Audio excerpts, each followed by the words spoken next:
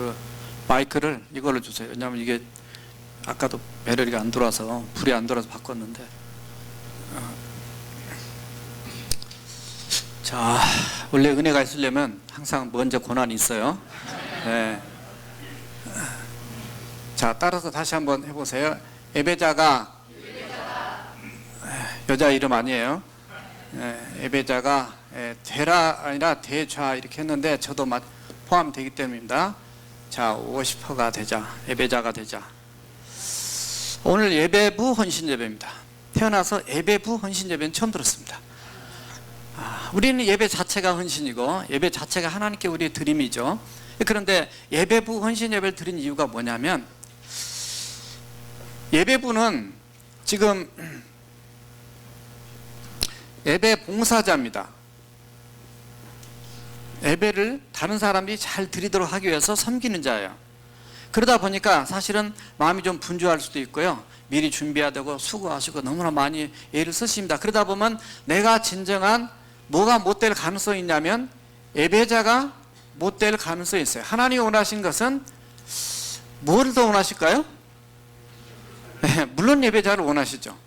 예배자를 원하시는데, 그러면 예배를 잘 드리기 위해서 예배 봉사를 할 때 이게 좀 그 마음을 온전히 집중할 수 없으니까 하지 말아야 되느냐? 그건 또 아니단 말이죠. 그래서 이거를 이렇게 만들어 봤어요. 자, 우리 있는 거 배웠죠? 우리는 예배 봉사자입니다. 따라서 나는 예배 봉사자이면서 예배자이다. 이거를 잘 기억을 하시면 모든 문제는 한순간에 해결이 되는 것 같아요. 자, 하나님께서 원하시는 것은 바로 이겁니다. 예배자이면서 예배 봉사자이기도 하다.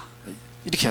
그러니까 우리 성가대나 또 호산 성가대나 글로리 오케스트라 이 음악부, 그리고 또 앞에나 찬양 인도하는 그레이스 찬양팀, 그리고 또 예배 부서, 방송실, 통역, 녹음, 여러 가지 사진 다 감당하는 예배부가 있어요. 뿐만 아니라 새로 오신 분들을 환영하는 새가족 환영부가 또 있습니다. 그래서 영혼을 섬기고 챙기면서 우리가 해야 될 최종 목적은 뭐냐면 바로 예배입니다.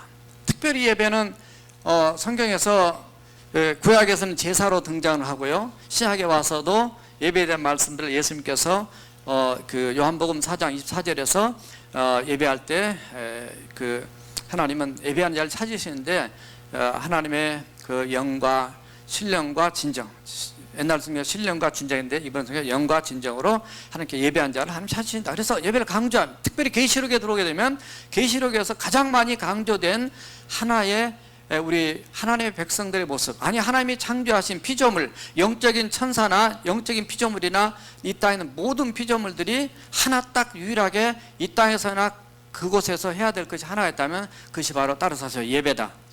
그게 예배예요. 그래서 우리가 여기서 예배를 잘 드리고 예배 자체가 기쁨이 되고 예배 자체가 기다려지고 예배 자체가 정말 행복하고 너무너무 좋아야 되는 것은 하나님 나라에 가서 우리가 또 다시 그렇게 하나님 예배하기 때문에. 그래서 여러분, 예배가 좋습니까? 싫습니까?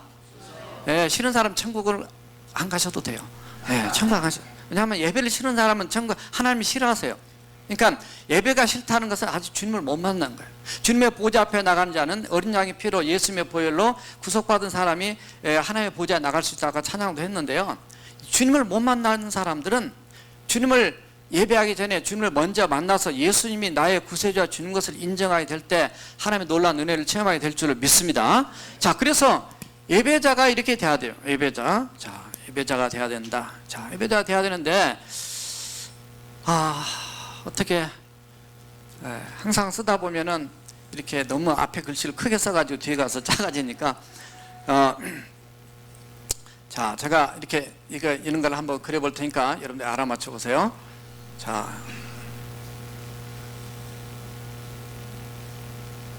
이게 무슨 그림일까요? 아무도 모르죠? 주님은 아세요? 자, 이제 이렇게 하면 눈치 좀 채실 거예요.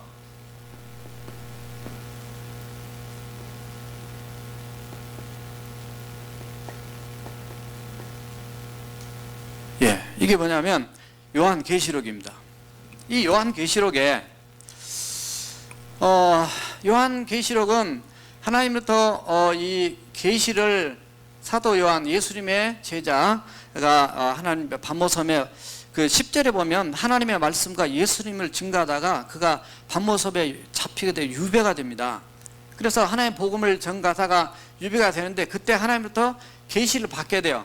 그래서 영적인 눈이 열리게 되고 하나님의 나라에 대해서 이렇게 보게 됩니다. 보게 되는데 그것이 바로 요 위로 올라간 것은 여기에 하늘에 대한 겁니다. 예, 하나님 나라에서 계시가 어디서 오냐면 계시는 하나님으로부터 예수님께로 임하고 예수님께서 천사에게 주고 천사가 사도 요한에 주고 사도 요한이 이게 글을 써서 우리에게까지 증거돼서 다 보게 되는 것이 이 계시의 전달 통로예요. 근데 1장에서 하나님의 나라를 보게 됩니다. 그러나 2장에 들어오게 되면 땅에 뭐를 보게 되면 교회를 보게 돼요. 땅의 교회가 7교회를 보게 됩니다. 7교회를 보게 돼요. 근데 땅의 교회 7교회는 칭찬을 듣는 것도 있지만은 또 책망을 듣기도 합니다. 그러나 칭찬과 책망과 더불어서 한 가지 하나 더 주신 것이 있다면 거기에는 바로 하나님이 주신 약속이 있었어요. 그래서 하나님이 약속하신 거 그만큼 교회를 사랑하시고 교회를 친히 세우셨기 때문에 칭찬하시고 그 다음에 책망도 하시고 물론 서문학교회나 또 빌라델피 교회는 칭찬을 받았습니다만 칭찬, 책망 그 다음에 하나님의 약속이 주어지게 됩니다. 그래서 이 교회가 처한 상황이 그렇게 쉬운 상황이 아니었습니다. 왜냐하면 이 계시를 쓸 때가 AD 94년경 95년 이렇게 보기 때문에 그때 이미 로마의 네로 황제가 이 초대교회를 핍박할 때가 이미 60년, 62년 뭐 이때에서 핍박하기 시작을 하거든요. 그러니까는 그 어려운 상황에서 지금 상황은 핍박 상황이에요. 교회가 핍박 상황인데 이때 하나님께서 이 교회들에게 뭔가 하나님의 위로와 소망을 주시기 위해서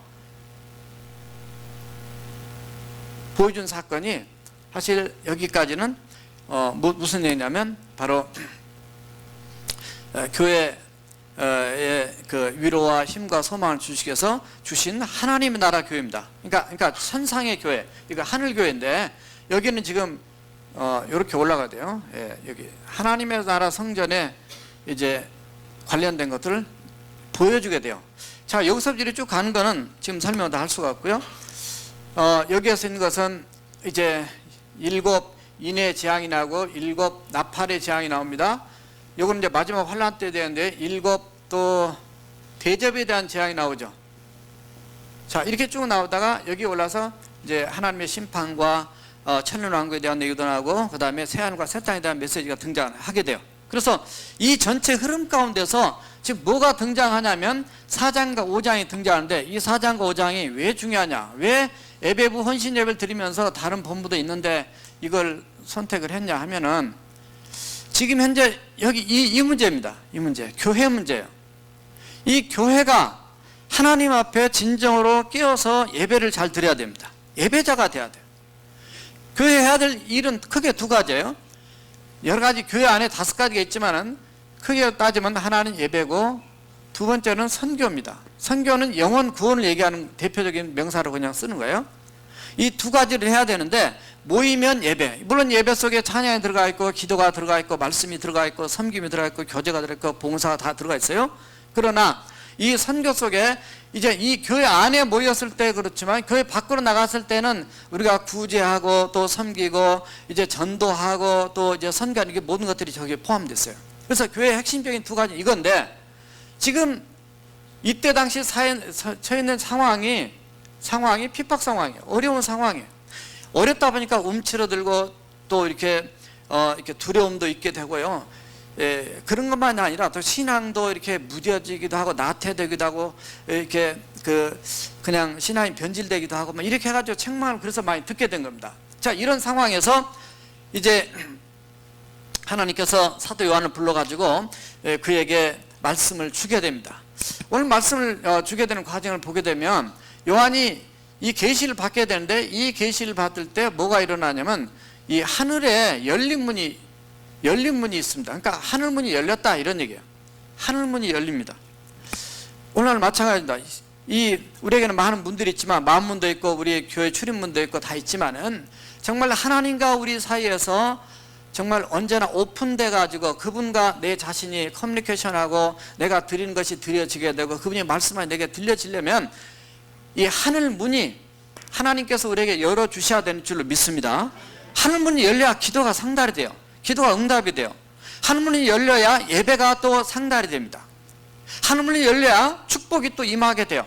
신명기 28장 14절에 12절에 보게 되면 하늘문을 여시고 하늘나라 그 창고 쌓아놓은 보고에서 내가 너희를 축복하시겠다 약속하시거든요. 그러니까 이 땅의 문만 생각하지 마시고 이 땅의 문이 열리기 위해서는 먼저 하나님께서 우리를 축복하시는 그 문이 열려야만이 이 땅에 놀라운 하나님의 기적과 역사가 일어난다 그 말이에요. 자, 그래서 오늘 어떻게 하면 우리가 진정한 예배자로서의 삶을 이렇게 꼭 살아야 되는 것이냐,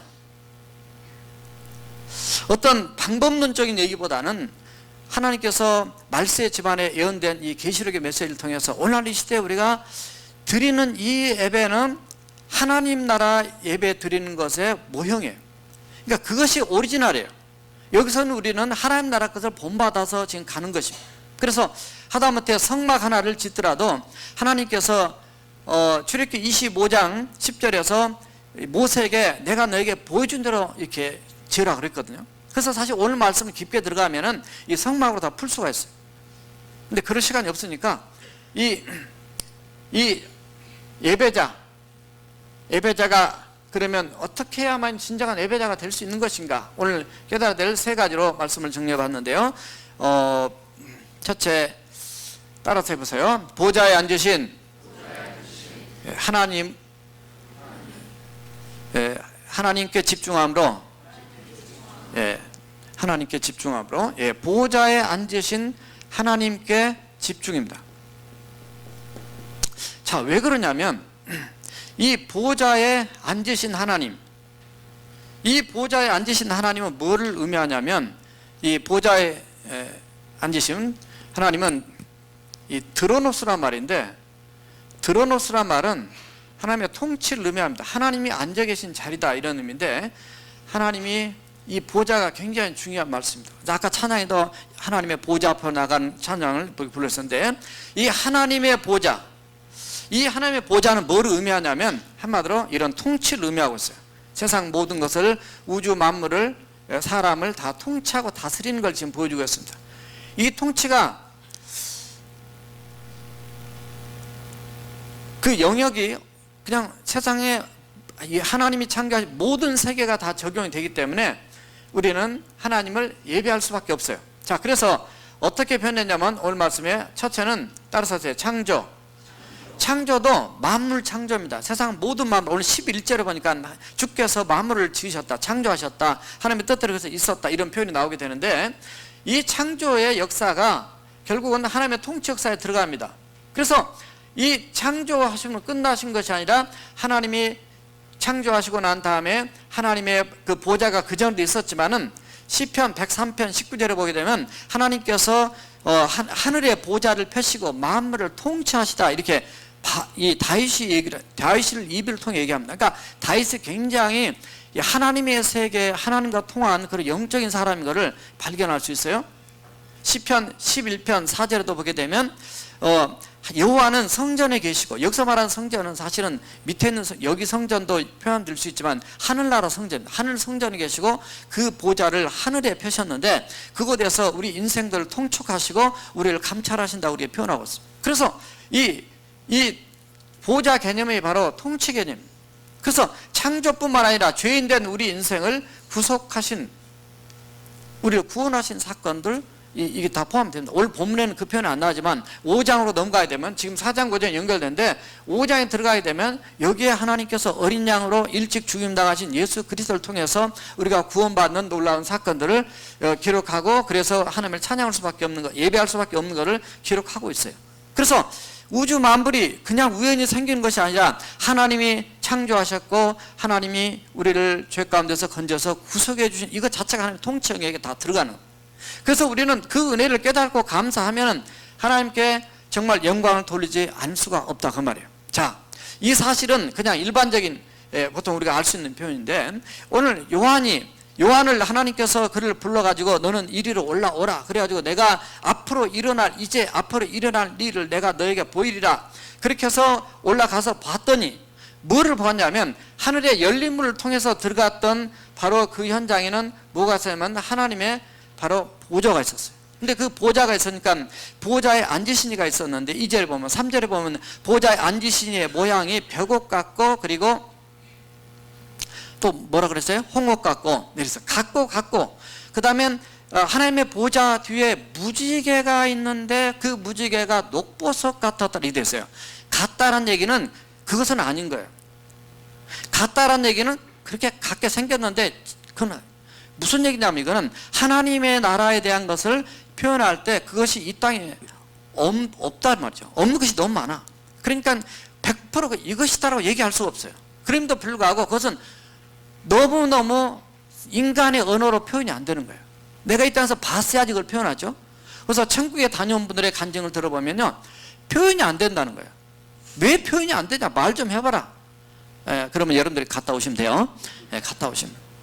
그런데 제가 이 말씀하다 깜짝 놀란 게 있어요. 하나님 나라에 먼저 있었다는 거예요. 성전도 먼저 있었어요. 성막도 먼저 있었습니다. 무지개도 먼저 있었어요. 하나님의 보좌 뒤에 무지개가 있어요. 근데 이 무지개가 어디로 등장하냐면 창세기 19장 7절에서 18절에 보게 되면 하나님께서 이제 노아 홍수 사건 이후에 내가 이제 다시는 홍수로 온 인류를 멸망하는 일은 없겠다 하면서 언약의 약속을 줍니다. 이거는 정말 하나님께서 이제 그들을 지켜주겠다는 언약의 표시로 무지개가 이미 천국에 있었어요. 무지개 이 땅에 생긴 다음에 천국에 생긴 게 아니라 이 말씀이 물론 뒤에 써지긴 했지만요, 이미 무지개가 거기에 먼저 있었어요. 백옥 같고 또는 홍옥 같고 또 뭐 녹보석 같다 뭐 이렇게 했는데 그것 이 보석처럼 아주 귀하고 아름답고 빛나는 하나님의 그 영광과 하나님의 존귀와 하나님의 그 거룩함과 하나님의 그 아름다움을 지금 그렇게 표현한 거예요. 그런데 그 보석들이 어디에 등장하냐면 이 구약에 들어오게 되면 대제사장들이 입었던 옷 중에 그 옷을 에봇이라는데 에봇에 이쪽에 전부 다 뭐가 있냐면 보석이 박혔습니다. 12개 보석이 12개 보석이 12지파를 의미하는 것인데 여기에 박혔어요. 이게 어디에 먼저 있었냐면 하나님 나라 먼저 있었던 거예요. 여러분들이 이 땅에서 보면서 뭐 다이아 하나 때문에 그냥 깜빡 죽고 막 이러면 안 됩니다. 왜 깜빡 죽어요? 그까짓 거 그냥 천국 발로 밟고 다니고 그거 뭐 아무것도 아닙니다. 그 쓸데없는 것 때문에 인간의 가치를 엉뚱한 데도 돌리고 있어요. 조금 더 가치 나옵니다. 영광 집중입니다. 하나님께 영광 집중이에요. 하나님께 영광 집중. 와, 아마 보석에 눈이 어두운 사람들 와 갔더니 뭐 뭐만 보여? 하나님의 영광은 안 보이고 보석만 보이는 거예요. 야, 거기 갔더니 홍옥이 있고 비치가 있고 뭐 샤파이어가 있고 뭐 딴 것만 보고 왔어. 그런데 이 요한은 올라가서 하나님의 영광의 보좌를 설명한 겁니다. 지금 영광의 보좌를 설명하는 거예요. 거기에 갔더니 옆에 뭐 생물들이 있고 네 생물들을 하나님을 보호자하고 섬기는 천사 그룹으로 계시록 에스겔서 10장을 보면 그렇게 표현할 수 있는데요. 거기에도 24장로들이 또 있어요. 24장로들은 신약과 구약을 대표하는 그 예배자다 뭐 보통 이렇게 얘기하는데요. 12지파 또는 12제자, 그러니까 마태복음 19장 28절을 보면 12제자들에 대해서도 네가 인자가 새로운 그 세상이 열릴 때 너희들이 나와 함께 보좌에 앉아서 12지파 이스라엘의 12지파를 심판하리라 뭐 이렇게 이미 약속하셨거든요. 그러니까 그 말씀들 근거해서 이렇게 보게 되면 그 12지파와 그 다음에 12제자가 하나님 보좌 옆에 나가서 지금 있는데 그들이 뭘 하고 있냐면 전부 다 우리 하나님을 찬양하고 있는 내용이 오늘 본문에 쫙 등장하게 됩니다. 그래서 자, 하나님께 영광이 하나님께 영광 되는 것이 집중되어 있어요. 그러니까 저와 여러분들이 예배할 때에 나를 만들어주시고 태어나게 하시고 나를 예수 믿게 하시고 이 자체를 너무너무 감사해서 이분이 누구로부터 오냐면 하나님으로부터 이 하나님 어디 계세요? 하나님으로부터 그래서 하나님께 영광을 돌려 이 마음이 그래서 하나님이 아니라 내가 영광을 받아버리면 안 됩니다. 그래서 자, 세 번째 그래서 하나님께 영광하면 자, 워십 앵글로 섹슨적인 언어에서 나온 건데 이제 그 단어를 이렇게 의미를 영적으로 부여해서 모든 가치를 올려드린다. 그래서 오늘 11절에 보면 그 12장로들이 뭐냐면 합당하다 말이죠. 하나님이여, 하나님께는 영광과 그 다음에 또 뭐라 그래요? 존귀와 그 다음에 능력을 받으시기에 합당합니다. 이 합당하다는 뜻 자체가 모든 가치를 주님께 돌려드린다, 이런 의미예요. 그래서 여기에 지금 하나님 보좌를 중심으로 24보좌가 여기 있습니다. 24보좌, 성경 말씀 자세히 보시면 하나님 보좌가 있고요, 하나님 보좌 옆 둘러서서 24보좌가 다 이렇게 있어요. 하나님 중심으로 다 있는데, 이 여기에 있는 모든 천군, 5장 들어가면 천군 천사, 수를 헤아릴 수 없는 수많은 천군 천사들이 모두 다 하나님께 집중해서 하나님만 높이고 하나님께 경배와 찬송과 영광을 돌린 것을 여기서 발견하게 됩니다. 그래서 따라서 예배의 청중은, 예배의 청중, 예배를 보고 있는 대상 청중은 따라서 한 분이시다. 한 명이에요, 한 명. 물론 삼일째 하나님으로 들어가면 뭐 세 분 이렇게도 할 수 있겠지만 어떻든 우리 하나님이시다 말이죠. 청중은 하나님. 아주 우리 한국말을 잘 만들었어요. 하나님, 이렇게 한 분이시. 우리 하나. 여러분들, 저와 여러분들이 하나님께 예배할 때에 누가 보시느냐? 하나님이 보신단 말이죠. 물론 제가 여러분들을 보기도 하고 여러분들이 저를 보기도 하고 서로 피차 보기도 합니다. 그러나 남에게 보기 위해서 하는 것이 아니고 하나님, 이렇게 가야 됩니다. 내가 아니에요. 내가 사람이 아니에요. 하나님. 그래서 정말 그렇게 해서 온 마음이 우리 하나님께 집중되어서 하나님께 드려야만이 그 예배를 하나님이 받으신 겁니다. 그래서 우리의 마음이 없는, 중심이 없는 예배는 하나님께서 기뻐하지 않으시기 때문에요. 이 말라기서다 보면 그냥 하나님 앞에 뭐 봉사하고 뭐 그냥 헌금이나 드리고 또 뭐 이것저것 하고 하면 하나님 다 받으시겠지? 예수님 오셨을 당시에도 그렇게 했습니다. 그러니까 말라기서에 보면 너희들 차라리 성전 문만 받으려면 오지 마라, 문 닫아버리면 좋겠다, 이런 얘기까지 하시는 거예요. 그래서 우리가 하나님께 예배를 드릴 때 진정한 예배자라는 것은 결국은 하나님이 초점이 돼야 돼요. 하나님이 중심이 돼야 돼요. 하나님이 기뻐하실까 안 하실까. 제가 칼럼에도 썼어요. 그런데 정말 내가 예배를 받아버리면 안 됩니다. 그거는 내가 주인 돼도 그건 죄가 되는 거예요.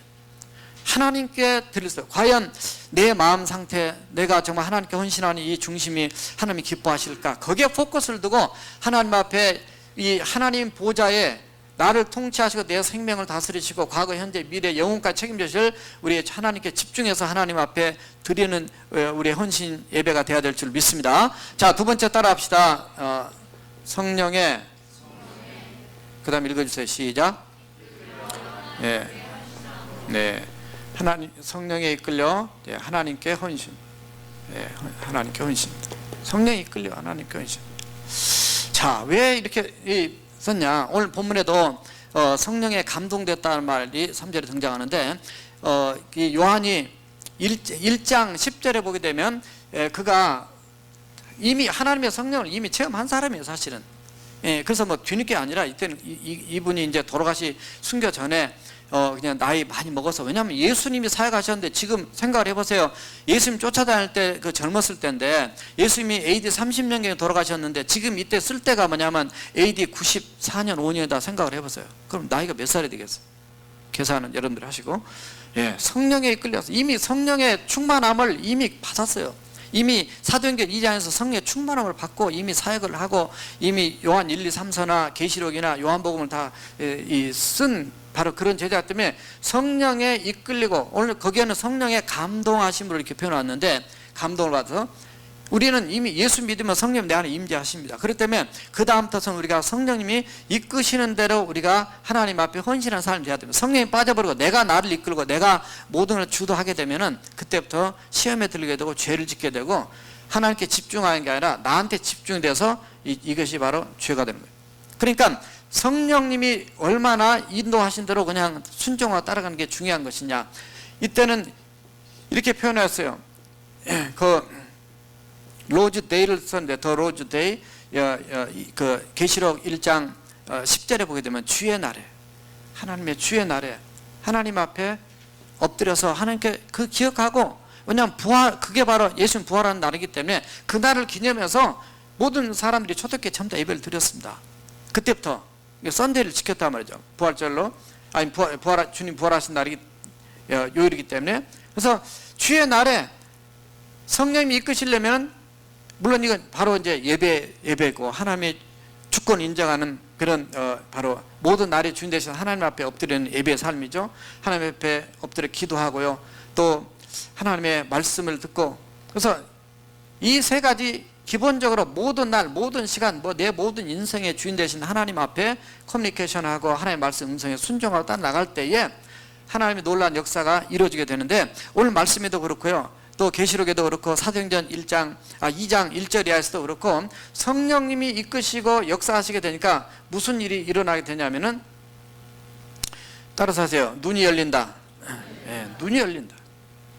사실은 성령님의 역사로 이미 뒤에는 성령이 감동하신 오늘 본문에 되어 있지만요, 이미 이 열린문 사건은요, 이 문이 그냥 보이는 게 아닙니다. 문이 그냥 보여지지 않아요.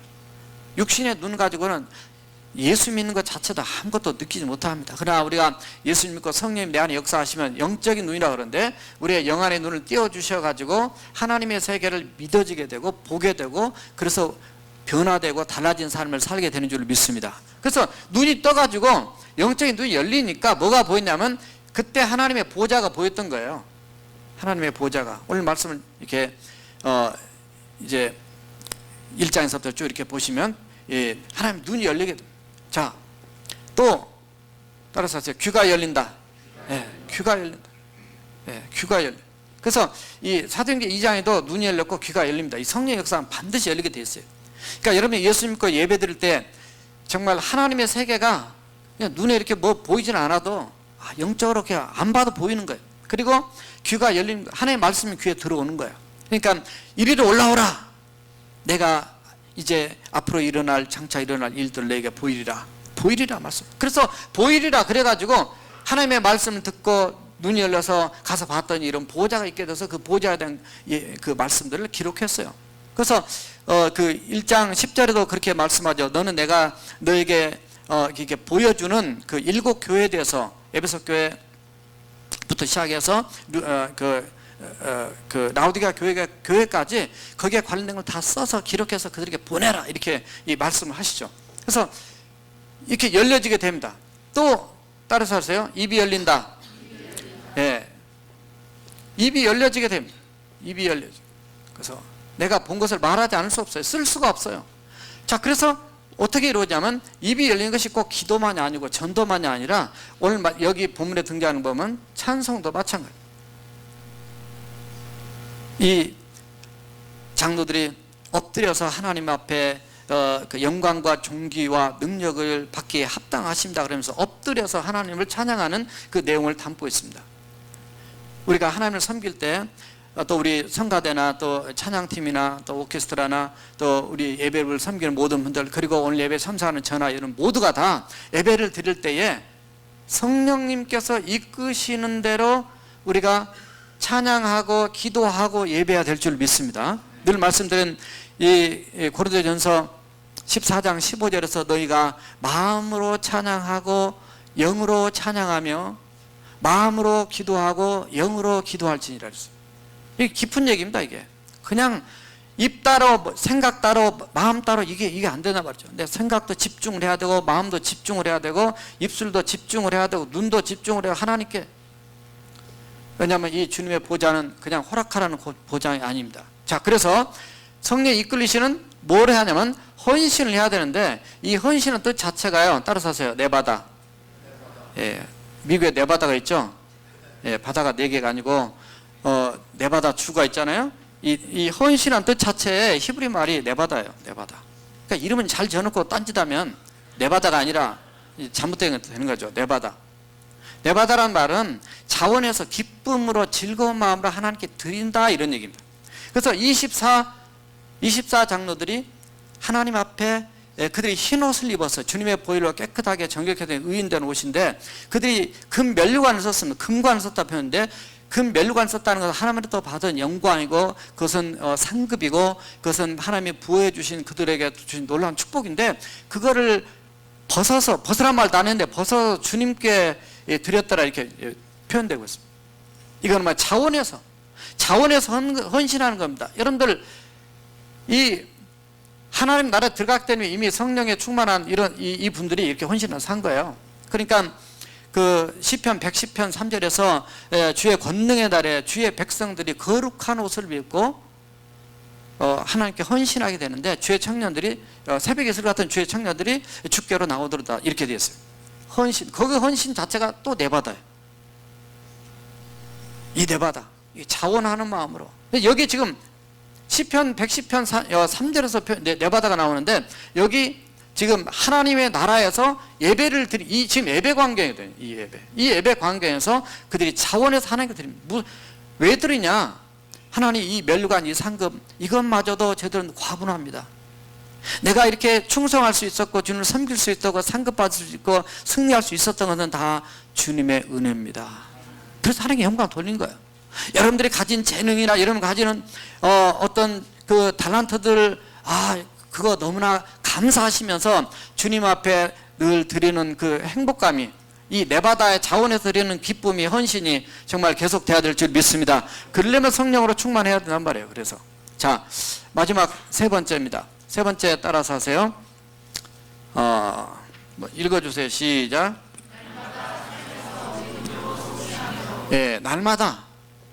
날마다 삶에서, 아까도 강목사님 기도가 나왔는데, 삶에서 믿음으로 승리입니다. 왜 그러냐면 진정한 예배는 삶에서 이루어지는데요, 교회 안에서만이 아니라 교회 밖에서 이제 새로운 예배가 시작이 되잖아요. 이 삶에서 이루어지는 것이, 그때 당시에 특별히 이스라엘 백성들이나 초대교회들이 그 초대교회 성도들이 힘들었던 것이, 아까 말씀드렸던 여기 핍박 상황이라고 그랬잖아요. 여기 핍박 상황이에요. 그러니까 굉장히 힘듭니다. 그런데 아실 것은 하나님께서 이 보좌를 보여주시는 거죠. 이 보좌가 예배만을 보여준 게 아니라는 겁니다. 우리가 이걸 알아야 됩니다.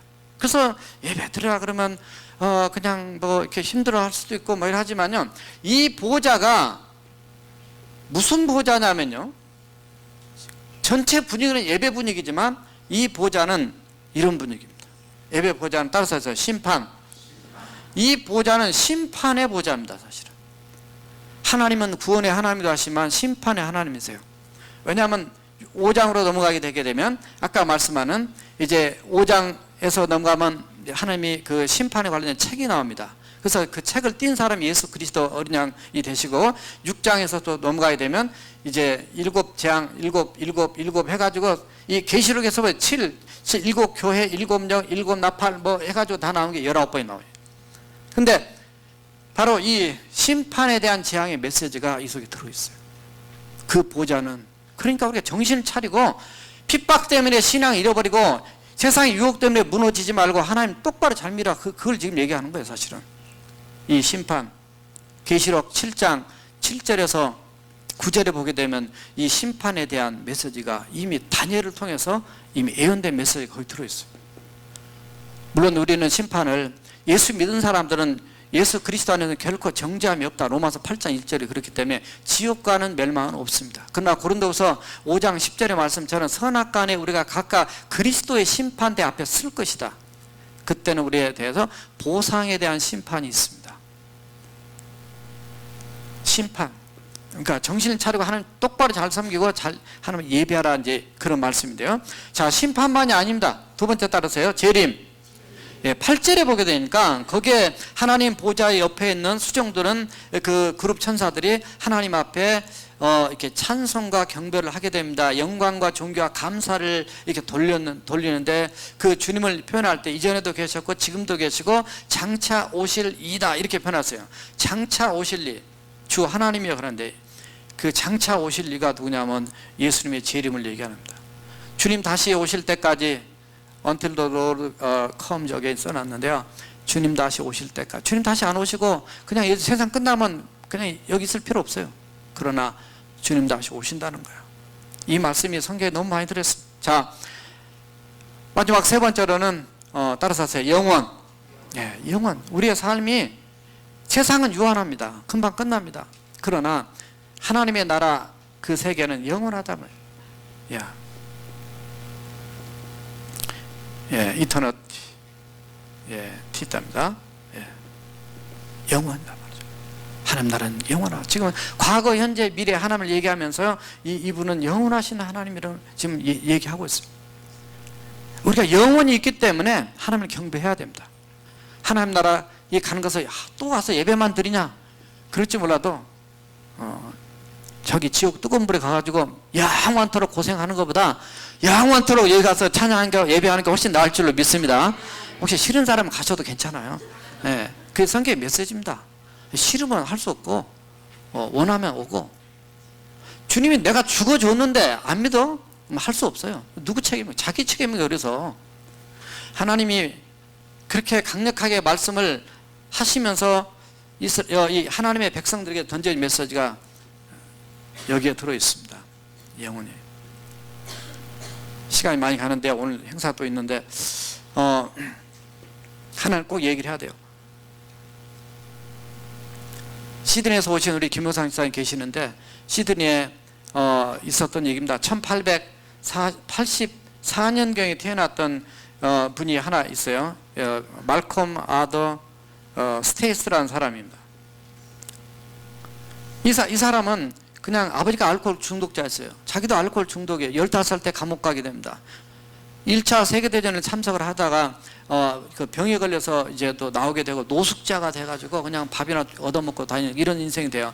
그러나 뒤에 가서 어떤 교회도 그 무료 급식에 하는데 그 밥 먹으러 갔다가 거기에 그 목사님이 이렇게 같이 섬기자 그러니까 이제 섬겨가지고 그 교회 청소도 하고 또 이렇게 돕기도 이렇게 하다 보다가 어느 날 어떤 그 목사님이 특별 집회를 참석하는데 그 누들리라 목사님이 말씀 전하는데 뭐냐면 영혼에 대해서 설교를 하는 거예요.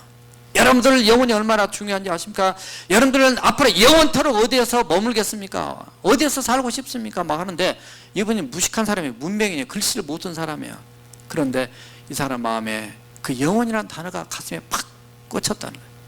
그 다음부터 이 사람이 이분이 인터넷 들어가면 다 나옵니다. 이분이 다니면서 이 글씨를 쓰는 거예요. 근데 이분이 쓴 글씨는 유일하게 잘 쓰는 이 글씨 하나밖에 없어요. 왜냐하면 자 글씨를 못 쓰니까. 이것만 무려 글씨를 뒤에 35년 동안 1967년도에 죽게 되는데 그 뒤로 이때가 이거 은혜 받을 때가 46살이에요. 35년 동안 이 사람이 이 글씨를 쓰고 다니는데 무려 50만 번을 썼다. 50만 번 이렇게 그 나오더라고요. 예, 쓰고 누가 썼는지 모르는 거예요. 근데 어느 날 목사님이 교회 팬티 칠하다가 거기다 낙서하는 사람 붙잡고 보니까 이 사람이 스테이스인 줄 알고 이제 알게 돼요. 그래서 이분이 유명 인사가 돼서 오페라도 나오고 영화도 나오고 그리고 시드니에 가면은 제가 인터넷 들어가서 이렇게 그 이미지에 봤는데 이터니티가 이렇게 크게 써 있더라고요. 밀레니엄 2000년도 넘어오게 되면서 가장 중요한 한 단어를 선택하라. 그럴 때 뭐를 선택할 거냐 그럴 때 호주에서는 이 단어를 선택했다는 거예요. 영원. 왜 영원이라는 단어를 썼냐 그랬더니 하나님께서 내게 쓰라는 사명을 줬다는 거예요. 쓰라는 사명. 그래서 계속 그 사람들이 영원. 왜냐하면 사람들이 영원에 대한 것이 아무 관심이 없으니까. 영원. 그래서 모든 이 사람 때문에 수많은 사람들이 그 주님을 만나게 되고 알게 되고 하나님께 돌아오게 된 놀라운 역사. 우리는 뭐예요? 날마다 삶 안에서 결국은 이거 생각해. 심판의 보좌 주님의 다시 오심 영원히 우리가 어디에 살 거냐 이걸 생각하면서 우리의 삶 속에서 하나님의 말씀을 믿고 예수님을 믿고 성령으로 충만해서 승리해야 된다는 거예요. 왜냐하면 참 이게 여기 7교회 나오잖아요. 7교회에서 7번이나 이기는 자는 이렇게 하겠다. 3장 21절이나 2장 26절에도 보면 이기는 자는 내가 아버지께 보좌를 받은 것처럼 너희들도 내 보좌에 앉게 해주겠다.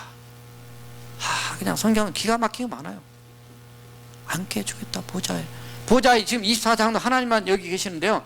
우리도 여기 앉게 해주겠다는 거예요. 이런 놀라운 하나님 나라 왕자가 되는 놀라운 축복을 우리에게 주시다는 약속하신 겁니다.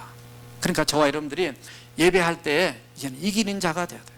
세상에 나가 이기는 것. 그것이 바로 로마서 12장 1절에 하나님의 모든 자비하심으로 너희를 구하노니 너희의 몸으로 그 하나님께 뭐예요? 빨리 하려고 그러니까 그 거룩한 제사를 드리라. 이는 너희의 드릴 영적 예배니라 그랬단 말이죠.